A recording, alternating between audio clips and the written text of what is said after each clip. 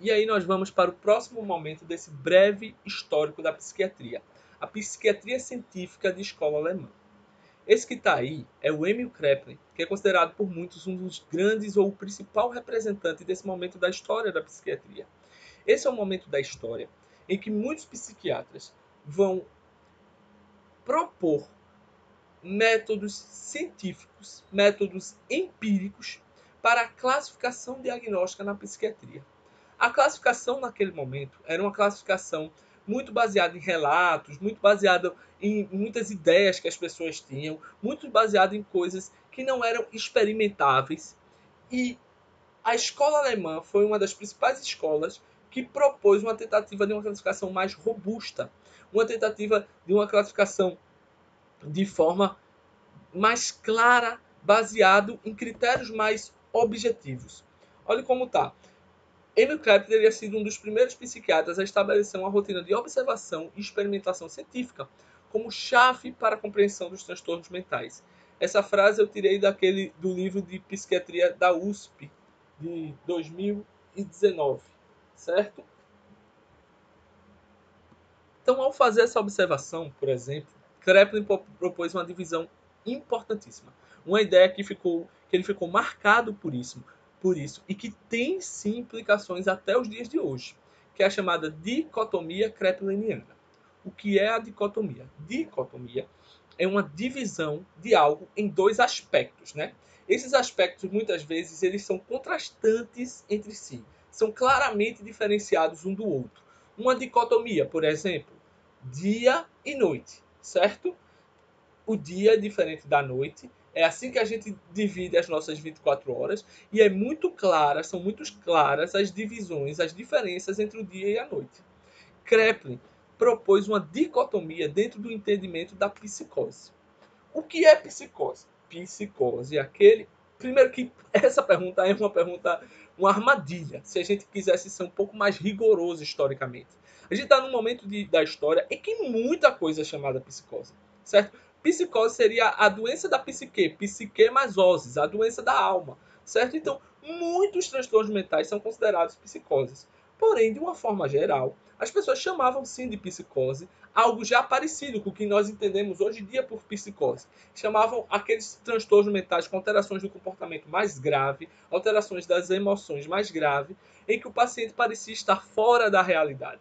A questão é que muitas vezes se achava que a psicose só tinha uma causa única. Era a teoria da psicose única. Ou seja, todo mundo que tivesse esse tipo de alteração do comportamento, que aparentasse estar fora da realidade, falando coisas que não existem, acreditando coisas que não existem, agindo a partir de coisas que não são verdadeiras, essas pessoas eram entendidas como tendo um adoecimento. Essa era a ideia de uma psicose única.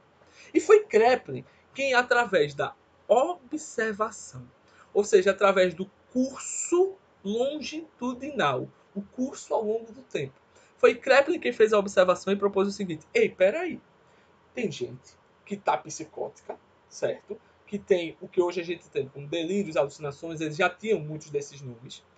Porém, quando sai disso, melhora. Melhora completamente. Volta praticamente ao seu normal. E essas pessoas, muitas vezes, parecem ter sintomas em que estão exacerbados, em que estão acelerados, os sintomas maníacos, e essas pessoas muitas vezes têm momentos que estão para baixo, que estão entristecidos, que são as depressões. Então, essas pessoas que têm uma psicose melhoram e têm momentos de depressão, essas pessoas elas são as que nós poderíamos dizer que têm a insanidade maníaco-depressiva. Ao mesmo tempo, nós temos pessoas que estão em psicose, claramente em psicose, mas que quando saem dela, muitas vezes não melhoram completamente. Muitas vezes mantêm algumas perdas de sintomas. Desculpa, mantém os sintomas de algumas perdas. Perdas cognitivas, perdas afetivas, perdas no raciocínio, perdas na capacidade de lidar com as coisas. Essas pessoas, se a gente observar direitinho, elas começam a perder as funções mentais. É uma demência. Sendo que Kreppler observou, essas pessoas geralmente demenciam por volta dos 20, 30 anos, iniciam o seu processo de demência.